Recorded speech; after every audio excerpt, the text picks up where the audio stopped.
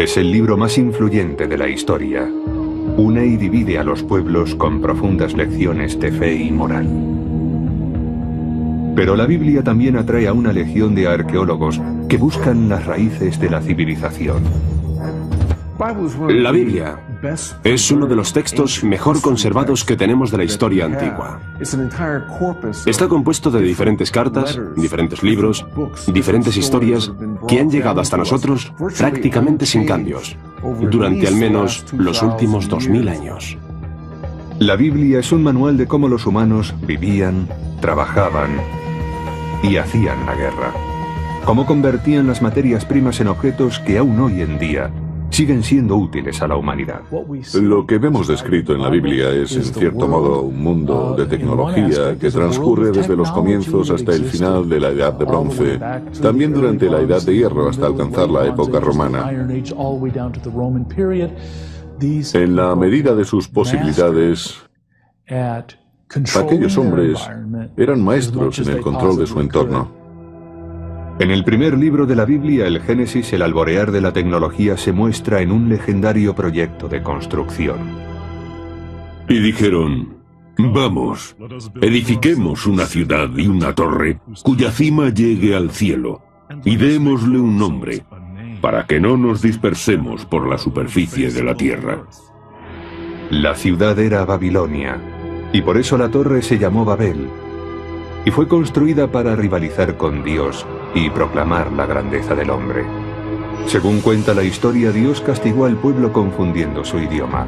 Incapaces de comunicarse entre sí, formaron tribus y se dispersaron por toda la tierra.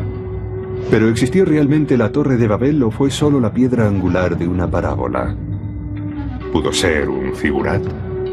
Al tratarse de templos, los construían para que fuesen muy altos. Supongo que, como en el caso de las agujas de las iglesias, se trataba de acercarse lo más posible a Dios, y como allí el terreno es llano, se convertían también en punto de referencia.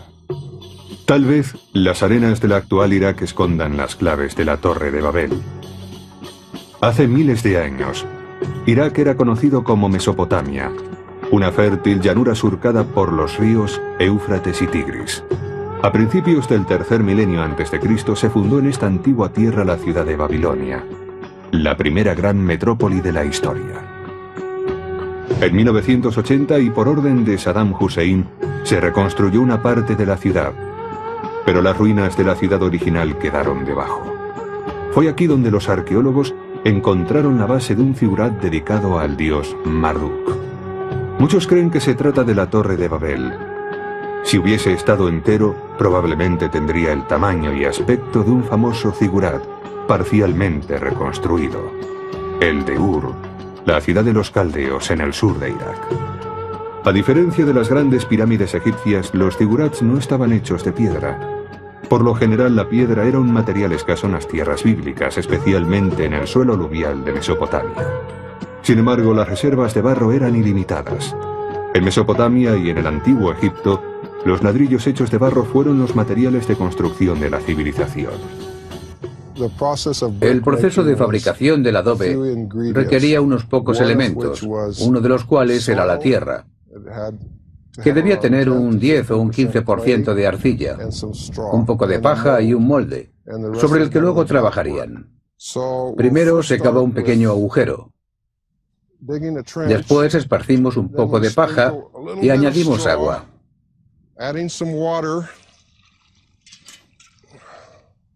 Lo siguiente que hay que hacer es mezclar el barro. La arena es el relleno. La arcilla le da la consistencia y la paja une la masa. Esto es un proceso que se llama de barro compacto, en el que el barro tiene que estar bien compactado para que al meterlo en el molde no se nos desparrame.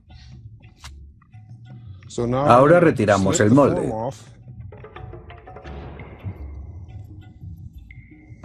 Estoy satisfecho con la calidad del adobe. Por supuesto, el adobe tiene que secar al sol, cocerse al sol unos 25 días. Los antiguos zigurats eran monumentos de barro cocido al sol. Lo característico de estos templos es que estaban construidos en capas o escalones, a los que se añadían nuevos escalones más estrechos durante el reinado de cada uno de los sucesivos gobernantes. Los zigurats más altos estaban proyectados para tener 7 pisos y más de 90 metros de altura, empleándose en ellos más de 8 millones de ladrillos de barro. Pero el tamaño no siempre significa fuerza. Hemos de tener en cuenta que un ladrillo de barro es básicamente barro seco. Así que si llueve sobre él o se humedece, vuelve a convertirse en barro. Para combatir contra los elementos, los constructores de Mesopotamia recurrían a la impermeabilización. Una parte de los ladrillos de barro eran cocidos al fuego en hornos. La capa superior de cada piso del zigurat se cubría con ladrillos cocidos en hornos que soportaban el peso de los fieles y a la vez protegían de la lluvia las capas inferiores de adobe. Dando un paso más, añadieron el desagüe. Se hacían pequeños canales en la superficie del ladrillo para recoger el agua de la lluvia, llevándola por los sumideros lejos del zigurat. A pesar de estos esfuerzos, el propio peso planteaba otro problema de ingeniería. Los materiales típicos para construir los zigurats eran sedimentarios. Había que tener en cuenta la sedimentación diferencial. Había que pensar que durante las inundaciones el suelo se convertía en arenas movedizas. Sencillamente, el material sedimentario resbalaba bajo el edificio debido sobre todo a la presión que ejercía este en la parte superior. Para contener la tierra blanda, los constructores colocaban una capa de juncos trenzados por cada 6 capas de adobes. Se trataba de proporcionar un refuerzo para que, cuando el suelo se humedecía y la base se debilitaba, la estructura no se inclinase hacia un lado y se derrumbase. A pesar de su vulnerabilidad a la lluvia, el adobe fue un material de construcción indispensable en los tiempos bíblicos. Hoy está bien valorado en zonas como el suroeste norteamericano. Es barato, abundante y sobre todo energéticamente eficaz. Las casas de adobe tienen la gran ventaja de ser cálidas en invierno y muy frescas en verano. En verano, si los muros son lo bastante gruesos, el calor no penetra, de manera que la casa permanece fresca. Por la noche se duerme con las puertas y las ventanas abiertas, y los adobes absorben el fresco de la noche y lo almacenan como energía, liberándolo después durante el día. En invierno, si se introduce algo de calor en la casa, incluso el calor corporal, el calor se quedará dentro. Son pues construcciones muy agradables para vivir en ellas. En las actuales casas de adobe, la parte exterior de los muros se hace de yeso para impermeabilizarlos contra la humedad. En las ciudades bíblicas, los propietarios de las casas aplicaban cada temporada una capa de barro de albañilería a los muros exteriores. El perfeccionamiento del adobe tuvo un espectacular avance durante el reinado del más grande de los gobernantes de Babilonia, el rey Hammurabi, en el siglo XVIII a.C. La norma 229 del Código de Hammurabi además les obligaba a hacer el trabajo bien. Si un constructor construye una casa para alguien y no lo hace adecuadamente, y la casa que él levantó se derrumba y mata a su propietario, entonces el constructor deberá ser ejecutado. Así pues, los constructores estaban bajo una tremenda presión y construían fuertes muros en las casas. Y así desarrollaron una regla general de la altura en relación con el grosor de los muros. Cuanto más alto era el edificio, más gruesos tenían que ser sus muros. Los muros más gruesos también dieron origen a una tecnología de la construcción muy innovadora, los arcos y los techos abovedados. A menudo se concede a los romanos el mérito de ser los primeros en utilizar el arco en la construcción, pero los arcos de adobe, en la antigua Mesopotamia, Israel y Egipto, están documentados miles de años antes del periodo romano. Puesto que el calor asciende, dejando el aire más fresco a nivel del suelo, los techos abovedados más altos ofrecían mayor frescor y más espacio habitable. Lo mejor de los arcos es el hecho de que ahora todo el muro se podía hacer de adobe, sin necesidad de emplear madera, porque la distribución de la carga del arco, en la práctica, reduce la carga que se distribuye por la compresión del arco y hacia abajo, hasta los cimientos. Lo que no se le debe olvidar a la gente es que en realidad ellos tenían el mismo cerebro que nosotros y pensaban un montón de estas cosas. Y para ellos era una cuestión de vida o muerte. El deseo de construir templos cada vez más grandes y más impresionantes es un tema constante en las civilizaciones bíblicas. Pero con una superficie más grande que 30 campos de fútbol, el complejo de la explanada del templo del rey Herodes resulta ser el mayor de todos ellos. En Israel, la ciudad de Jerusalén vive y trabaja en el siglo XXI. Pero una mirada ocasional a las viejas calles de piedra y sus deterioradas ruinas nos remonta a otros tiempos. Según la Biblia, sus orígenes datan de la época de Abraham, allá por el segundo milenio antes de Cristo. En la parte sur de la ciudad, una gigantesca estructura se alza en lo alto del monte Moriah. Se la conoce como explanada del templo, una plataforma enorme que fue en su día la base del templo del rey Herodes. Su perfeccionado trabajo de cantería superaba cualquier otra construcción mencionada en la Biblia y durante miles de años ha sido el centro de la fe judía. Dijo Jesús: «Destruid este templo y en 3 días yo lo reconstruiré». Entonces los judíos dijeron: «Hemos tardado 46 años en construir este templo y tú lo levantarás en 3 días». Leemos en el Nuevo Testamento que cuando estaban hablando con Jesús dijeron: hemos estado construyéndolo durante 46 años, o sea que todavía no estaba terminado. Ahora sabemos por las excavaciones que en realidad el templo nunca fue acabado por completo. La explanada del templo es también un lugar sagrado para los seguidores del Islam, al que llaman Haram al-Sharif, o noble santuario.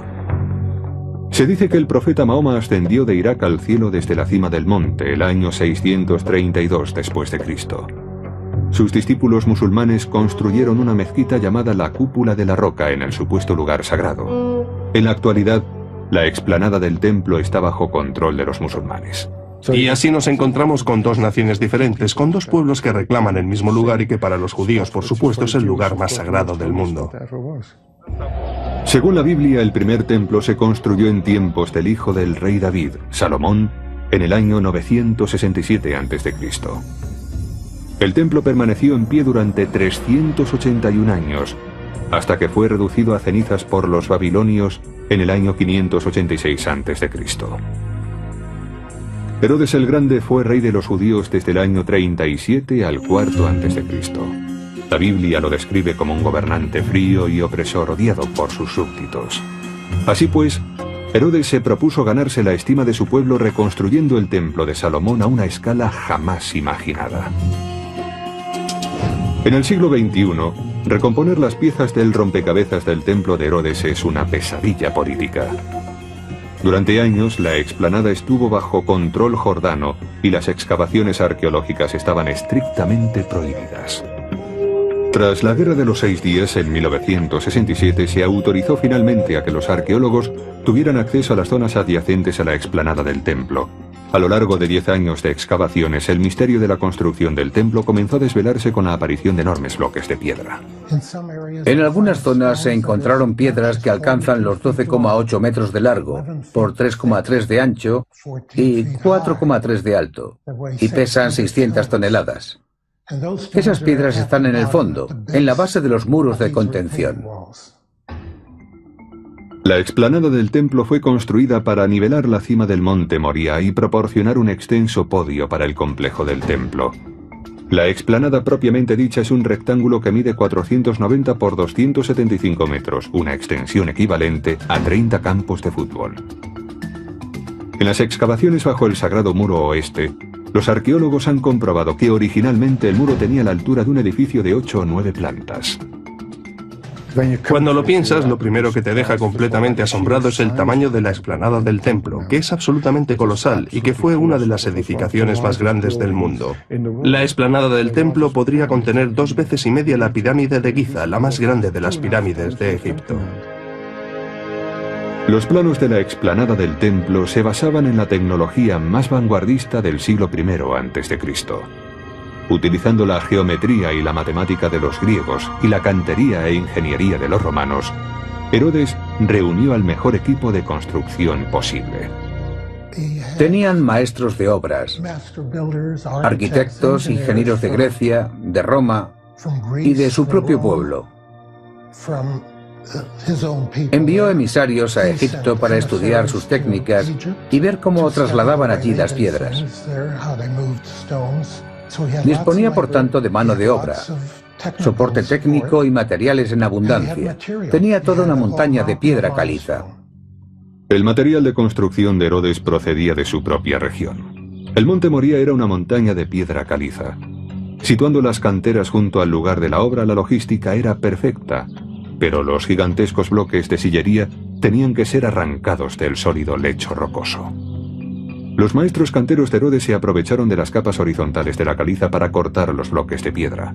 Algo así como en una tarta de cumpleaños, las capas rocosas crean juntas naturales de separación. Se marca el tamaño de la piedra que se desea y con picos se trazan unos canales todo alrededor o por 3 lados según el tamaño de la piedra que se va a cortar, profundizando algo más de 1 metro en el espesor de la capa de roca.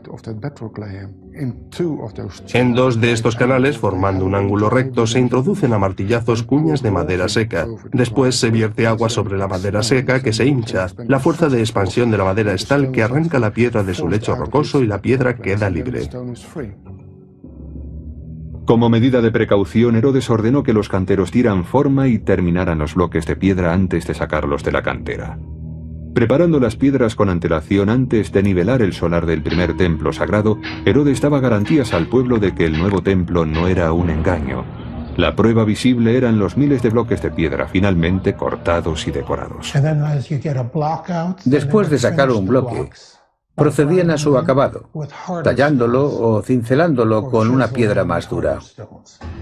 Una vez extraídos y habiéndoles dado forma, los pesados bloques tenían que ser transportados. Las piedras pequeñas se cargaban en carretas, pero los bloques más pesados eran arrastrados por bueyes, deslizándolos sobre rodillos de madera lubricados. Los obreros tenían una ventaja natural, la gravedad. Las canteras estaban situadas colina arriba de la explanada del templo. Así pues, aquellas piedras no tenían que ser subidas, sino bajadas hasta su destino. Y una vez allí, se las movía con unas pequeñas grúas en forma de trípode, muy sólidas, y se las colocaba exactamente en su sitio.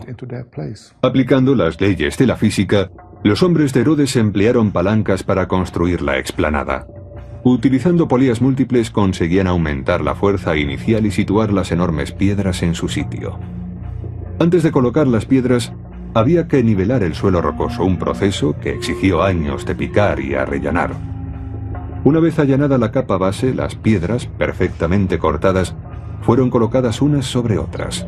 Sin mortero u otro elemento de unión entre ellas, su propio peso mantenía los muros en pie. Los arqueólogos han descubierto un sistema preorganizado para ensamblar las piedras de los impresionantes muros. En las canteras se enumeraban algunas de ellas, las más importantes, de manera que los constructores sabían exactamente dónde tenían que colocarlas. Encontramos columnas hechas por secciones, y cada una de las secciones estaba numerada también. Cuando Jesús entró en el templo en el año 31 después de Cristo, el legado de Herodes estaba casi terminado. La Biblia habla de las frecuentes visitas que Cristo hacía al templo para enseñar. En uno de sus sermones predijo días negros para el templo. Cuando salió del templo, uno de sus discípulos le dijo: «Maestro, mira qué piedras y qué edificaciones». Y Jesús respondió y le dijo: «¿Ves estas grandes edificaciones? Pues no quedará de ellas piedra sobre piedra».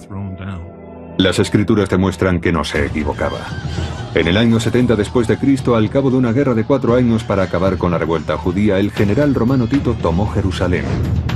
Sus hombres prendieron fuego al techo de madera del templo y después arrasaron sus edificaciones piedra a piedra con arietes. Como dijo Jesús, no quedará piedra sobre piedra, pero se refería a las edificaciones levantadas en la explanada. Los muros de contención aún están en pie en la actualidad en el ángulo sureste, casi hasta arriba, porque los bloques de piedra eran tan pesados que ni siquiera los romanos pudieron derribarlos. Casi 2 milenios después de la destrucción, los musulmanes controlan la explanada del templo. La prohibición de continuar las excavaciones deja al mundo con una imagen incompleta de los ingenieros de Herodes. Eran personas muy sofisticadas, conocían las estadísticas, el peso y la presión, y sabían qué grosor debían tener los muros para soportar la presión exterior e incluso posibles terremotos, porque estas piedras aún siguen hoy en pie después de 2000 años sin agrietarse. Así que sabían bien lo que hacían.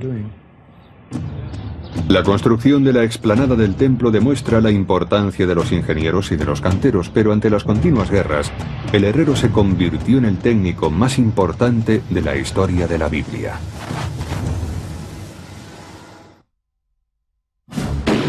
El carro de combate aporta 3 ventajas tácticas al campo de batalla: el blindaje, la velocidad y la potencia de fuego. Estas máquinas son modernas, pero sus precursores se pueden encontrar en las páginas del Antiguo Testamento. El carro es un impresionante instrumento de guerra. Cuando a la infantería se le viene encima un pelotón o un grupo compacto de carros, podemos imaginar el terrible pánico de los soldados de a pie. La construcción de las ruedas era una parte fundamental de la construcción del carro. Tanto sus ejes, sus llantas, sus radios y sus cubos eran de bronce fundido. Los carros son básicamente plataformas móviles de disparo. Los modelos primitivos eran ligeros para dotarles de mayor velocidad y fáciles de desarmar. Los carros más pesados, los preferidos por los romanos, cambiaban la velocidad por la estabilidad, protegían más a los hombres y ofrecían una plataforma de disparo más estable. Las primeras referencias bíblicas sitúan al carro en el antiguo Egipto. Los egipcios eran maestros en la tecnología del carro. Esto se puso de manifiesto cuando se descubrió la tumba de Tutankamón en 1922. La antecámara de la tumba contenía 4 carros desmontados casi en perfectas condiciones. Estos vehículos del siglo XIV a.C. confirmaban el avanzado conocimiento del diseño de ruedas. Una de las cosas que sabían los egipcios es que el número de radios en una rueda era algo a tener en cuenta. Mientras que una carreta egipcia podía tener 4 radios, un carro, debido a su velocidad y al peso que llevaba, podía tener, y generalmente tenía, 6 radios. Tradicionalmente estaban tirados por 2 caballos y se construían con una única finalidad, la velocidad. No tenían defensas, no tenían blindajes. Su arma era la velocidad. Las ligeras ruedas estaban reforzadas con llantas de hierro. Una tira de cuero mantenía la rueda en su lugar en el eje. Esta correa de cuero facilitaba la maniobra de quitar y volver a colocar la rueda. Algo así como lo que hacen en los boxes de las carreras de automóviles. Los carros de la tumba de Tutankamón muestran los primeros manguitos de soporte. El interior del soporte se cubría de grasa animal para evitar la fricción entre la rueda y el eje. Para añadir velocidad y agarre en las curvas, los egipcios alargaron el eje y desplazaron sobre él la carrocería, echándola hacia atrás para distribuir mejor el peso. Comparados con estos carros, los que usaron después asirios y romanos eran sencillamente versiones más pesadas, más resistentes que los de la tecnología egipcia. Mientras que los carros y otras armas bíblicas evolucionaron a través de las generaciones, algunas no cambiaron. Una de ellas era muy simple, pero sin duda letal en manos del futuro rey David en su combate con Goliat. Y David venció al filisteo con una honda y una piedra, y golpeó al filisteo, y lo mató. Nos preguntamos cómo pudo matar a un gigante con semejante cosa. Pero si observamos una piedra de honda, vemos que se trata de un trozo de sílex tallado del tamaño de una pelota de béisbol, o sea, aerodinámicamente proporcionado. Y haciendo girar la honda por encima de la cabeza, puede alcanzar velocidades de 130 o 150 kilómetros por hora, algo así como la bola más rápida de un pitcher de béisbol. Que lanzasen algo así en grandes cantidades era algo para temer. Las ondas eran muy precisas. La Biblia habla de la élite de honderos ambidextros de Benjamín. Cada uno de ellos podía lanzar una piedra a un cabello y no fallar. La tecnología del metal era de gran interés para los guerreros de la Biblia. Armas más afiladas y más duras que no se partían suponían la victoria en el campo de batalla. Las armas metálicas más pequeñas, como las puntas de lanza, muestran cuál era la tecnología favorita ya en la Edad del Bronce a principios del segundo milenio. Según los descubrimientos arqueológicos, las primeras puntas de lanza fundidas en bronce se fabricaban probablemente en moldes de piedra. La caliza resulta fácil de tallar y es muy abundante en los territorios bíblicos. Tomando 2 trozos y frotando uno contra otro con una ligera capa de arena entre ellos, se puede conseguir que las superficies de las 2 piezas se encajen. Después, haciendo un hueco en la piedra caliza y juntando las 2 piezas, se formaba un espacio vacío en la piedra que se rellenaba de bronce fundido, y así podían fabricar una considerable cantidad de armas en serie. Hay que tener en cuenta que para armar a un ejército del rey David o del rey Saúl había que fabricar miles de puntas de lanza. La tecnología del metal representó una gran diferencia en la longitud de las espadas con que podían contar los soldados. A medida que la tecnología de guerra fue evolucionando, la espada se convirtió en el arma preferida. Una espada de bronce típica no superaba los 25 o quizá 35 centímetros. Y la única manera de conseguir estas dimensiones era mediante el fundido, porque así es la naturaleza del bronce. Es muy difícil de forjar, pero muy fácil de fundir. Se derrite a una temperatura relativamente baja. Como el bronce fundido era más quebradizo, las hojas más largas de las espadas se podían romper en la batalla con más facilidad. Hacia el año 1200 a.C., el hombre empezó a extraer y trabajar el hierro. Era el comienzo de la Edad del Hierro, la época en que los ejércitos bíblicos empezaron a luchar con armas más fuertes y afiladas, incluyendo la espada larga. Llegó también un momento en que los herreros, sin darse cuenta, introdujeron el concepto de laminación con capas de hierro.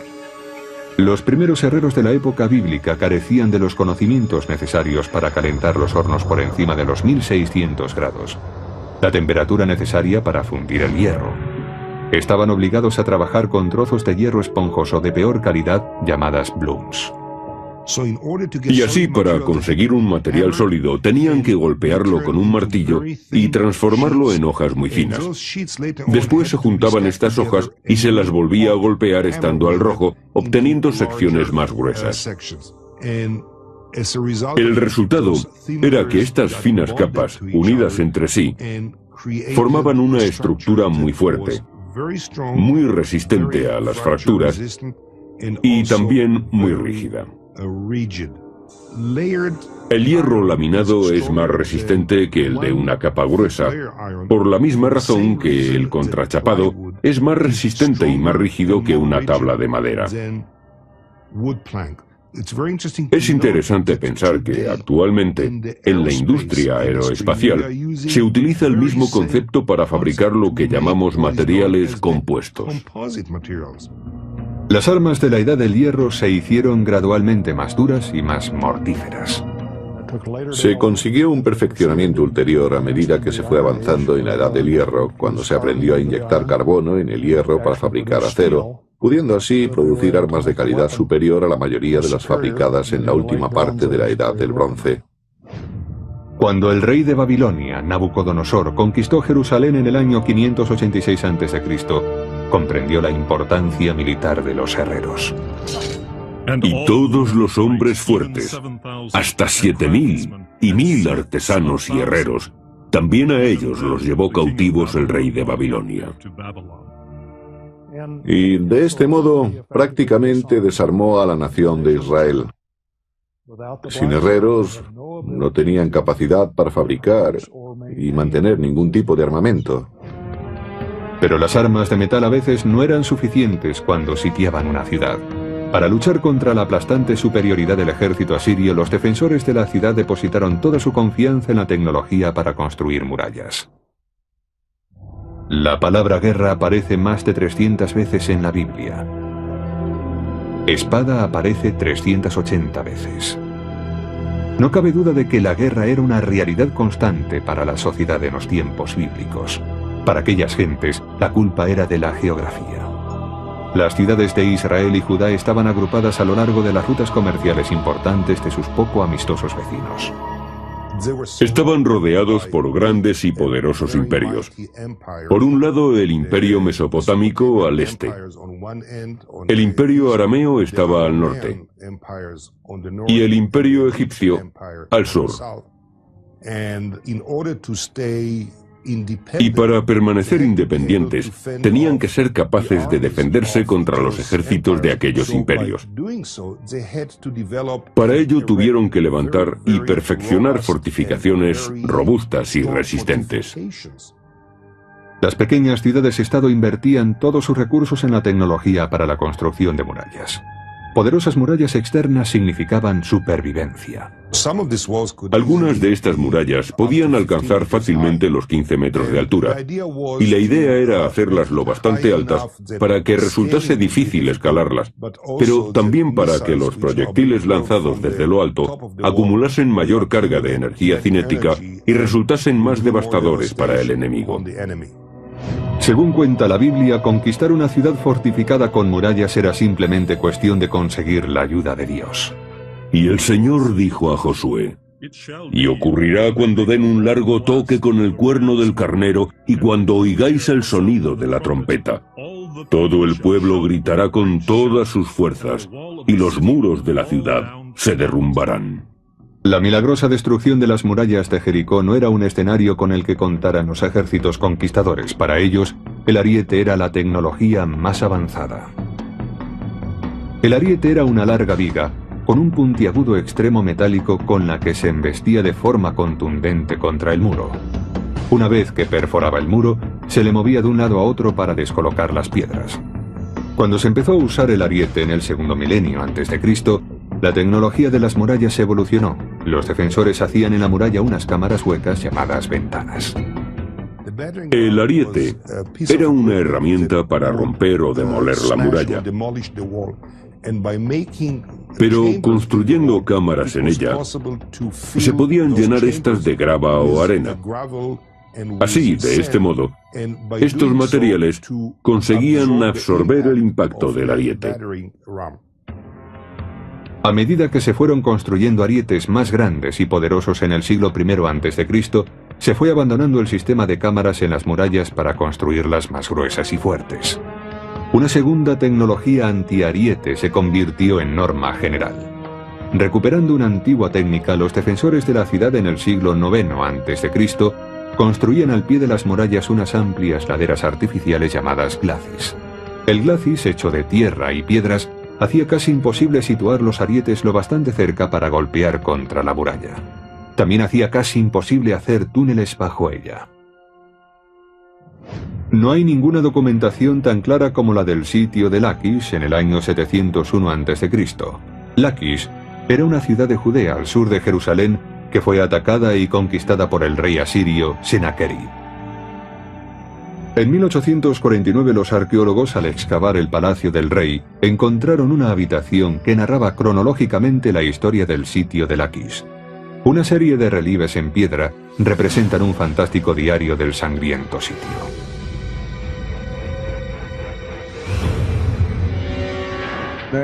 Allí podemos ver la historia del ejército asirio atacando a esta importante ciudad de Judá, bien fortificada, en lo alto de su colina y con poderosos muros. Los asirios construyeron una rampa para el asedio, cuyos restos se pueden ver en la actualidad. Y por esta rampa de asedio trasladaban su maquinaria, sus arietes, sus soldados, sus arqueros, sus honderos, todos los atacantes de la ciudad. Antes de los romanos, los asirios representaban la potencia militar más avanzada de la región. Eran una fuerza de asedio profesional y sus armas eran las más sofisticadas de la época. Las máquinas de asedio asirias recordaban mucho al carro de combate moderno. Disponían de ruedas muy anchas para desplazarse. En estas máquinas había una larga viga o columna con punta de metal y también una torreta que tenía una función muy interesante. Dentro de ella había gente con cubos de agua, y cuando desde las murallas arrojaban aceite hirviendo o antorchas encendidas a la viga del ariete para prenderla a fuego, los que estaban en la torreta echaban agua para apagarlo. Las fortificaciones aumentaban las posibilidades de supervivencia de cualquier ciudad, pero había un servicio civil igualmente importante: el agua. La mayor parte de los manantiales que suministraban agua a las ciudades se encontraban fuera de ellas. Si la ciudad era atacada o estaba sitiada, era difícil conseguir agua. Si no podían conseguir agua, tenían que rendirse. Cuando sospechaban que iban a ser sitiados, excavaban la roca en dirección a la fuente del agua. Hacían un túnel hasta el manantial y de este modo tenían acceso al agua desde dentro de la ciudad. Después, cuando el enemigo se acercaba, cubrían la superficie de la fuente para que éste no tuviese acceso al suministro de agua. Pero ocasionalmente estos disimulados túneles para el agua se volvían contra los defensores de la ciudad. Tenemos un excelente ejemplo de esto en el segundo libro de los Reyes, cuando David toma Jerusalén. La fuente de agua de Jerusalén estaba fuera de los muros de la ciudad, el manantial de Gihón. Los jebusitas, habitantes de Jerusalén, se burlaban de David diciendo, no puedes conquistar esta ciudad. Entonces, él ordenó a su general Joab que entrara a través de la conducción de agua y conquistase la ciudad de Jerusalén. 2 siglos más tarde, el rey Ezequías de Jerusalén modernizó el sistema de suministro de agua para protegerlo mejor del ejército asirio, que pondría sitio a Jerusalén en el año 705 a.C. El túnel de Ezequías iba zigzagueando por la ciudad de Jerusalén más de 530 metros, y todavía es hoy una maravilla de ingeniería de la época bíblica. En Tierra Santa, el agua era un bien precioso que las ciudades defendían a muerte. Daba la vida, pero en un momento de la epopeya bíblica, destruyó la vida. Pero no antes de que un hombre de Dios reuniese a 2 animales de cada especie para meterlos en su famosa arca. Son los cargueros más grandes del mundo. Estos barcos transoceánicos pueden pesar más de 500.000 toneladas a plena carga. Su excepcional capacidad para trasladar un cargamento ya fue reconocida en un libro de la Biblia, el Génesis. La historia del Arca de Noé habla de uno de los más grandes barcos de la historia. Y Dios dijo a Noé, voy a acabar con todos los hombres, porque la tierra está llena de violencia por causa de ellos. Los destruiré a ellos y a la tierra. Se ordenó a Noé que construyese un gran barco de madera y que recogiese una pareja de cada especie animal de las que había sobre la tierra. Cuando Dios desencadenó el diluvio bíblico que inundó la tierra, el arca y sus habitantes sobrevivieron y repoblaron el mundo. ¿Es esto solo una fascinante fábula moralizante? En décadas recientes, la arqueología submarina llevada a cabo en el Mar Negro ha intentado apoyar la teoría de la inundación. En el libro Noah's Flood de 1998, los científicos William Ryan y Walter Pittman defendían la teoría de que hace unos 7.000 años el deshielo de los glaciares provocó la entrada masiva del agua salada del Mediterráneo en el Mar Negro, que entonces era un lago de agua dulce. Muestras fiables halladas en la costa demostraban que la fauna de agua dulce se convirtió bruscamente en fauna de agua salada. Pero esta no es más que una de las varias versiones de la inundación. No estoy convencida de que la inundación del Mar Negro fuese el acontecimiento descrito por la Biblia como el diluvio de Noé. Una de las cosas que sabemos los antropólogos es que la mayor parte de las culturas hablan del mito de una inundación en la que el mundo fue destruido por el agua. Desde el Arca de Noé o la aún más antigua inundación babilónica de Gilgamesh, hasta las leyendas griegas, romanas e irlandesas, la creencia en una inundación es larga en popularidad, pero corta en pruebas. Lo mismo ocurre con el Arca. A pesar de numerosas e infundadas observaciones a lo largo de los años, entender cómo pudo ser construido el legendario navío solo puede hacerse desde el conocimiento de las antiguas técnicas de construcción de barcos. ¿Cómo fue construido este barco? La antigua tecnología de construcción de barcos difiere de la de hoy en día. En la actualidad, construimos los barcos de una forma llamada el armazón primero o el esqueleto primero. Colocamos primero la quilla y después vamos poniendo las cuerdas o costillas del barco hasta que se asemeja a un esqueleto. Luego colocamos las planchas exteriores, construimos desde dentro hacia afuera.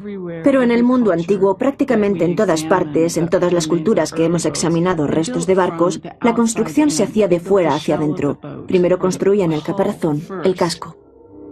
Los barcos tienen que evitar las filtraciones y los constructores bíblicos desarrollaron una sofisticada tecnología para unir fuertemente las tablas de madera.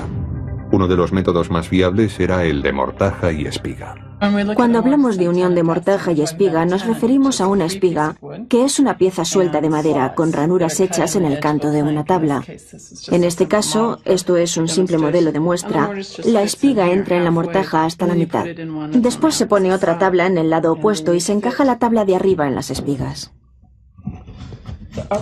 En un caso real, hay que golpear fuertemente para que encaje y para obtener una buena y uniforme unión de las tablas.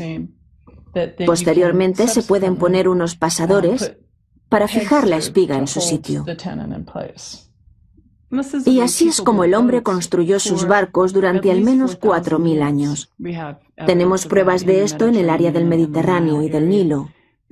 Como esta es la zona donde se desarrollaban las historias de la Biblia, la zona de su geografía, es muy probable que el Arca de Noé fuese construida con ese tipo de tecnología. Para soportar el peso de su larga lista de pasajeros, el arca tuvo que ser un navío de enormes proporciones. Y deberás hacerla de esta manera.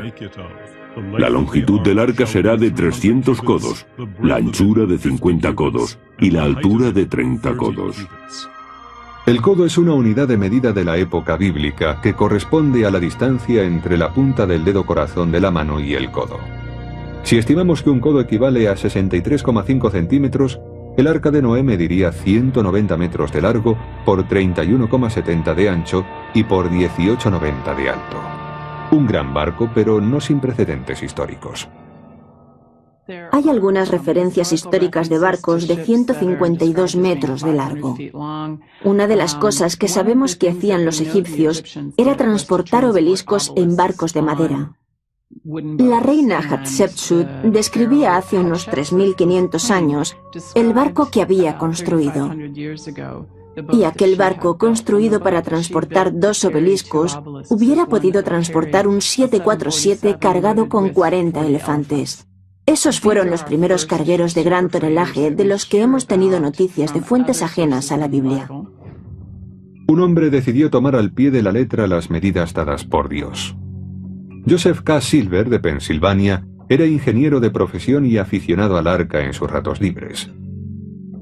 Durante casi 30 años estuvo trabajando en un estudio de viabilidad del arca, contemplando todos los aspectos, desde la arquitectura marina y la física hasta la química y la zoología.